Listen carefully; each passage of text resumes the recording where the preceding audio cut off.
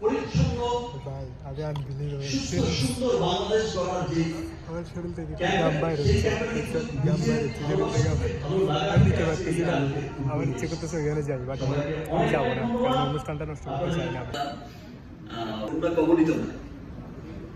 সমস্ত পুরো দেশে আজকে যে ডিক্লারটা এই মুহূর্তে আমি আছি হচ্ছে হাইজিনের অনুষ্ঠান হচ্ছে, অনুষ্ঠানের সামনে হচ্ছে বক্তব্য দিচ্ছে। সবাই কিন্তু ব্যাপারটা বলে দিয়েছে, না আমিও চেয়েছি যে বলো সবাই বিষয়টা আমি বলবো, বিষয়টা তা যে উদ্যোগটা যে ডিক্লারেশনটা এসেছে সবার মুখ থেকে, সেটা হচ্ছে যে চমৎকার একটা উদ্যোগ। সেটা হচ্ছে যে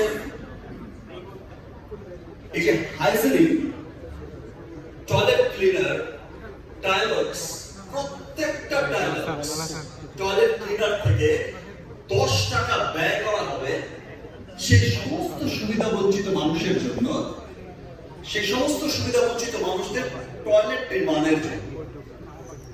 প্রত্যেকটা ক্যাম্পেইন স্টার্ট করেছে। দেখেন একটা রেগুলেশন, আমরা আজকের অনুষ্ঠানে এসে অনেক তারকা শিল্পী কিন্তু আমি 1 মিনিট কথা বলে চলে যাব, খুব সাহায্য করছে যে টয়লেট নিয়ে কথা বলবো, এটা আমার স্টাইল, আমি টয়লেট নিয়ে কথা বলবো, সাহায্য করছে। বিকজ সাহায্য করছে এই জন্য কিছু নেগেটিভ মানুষ আছে,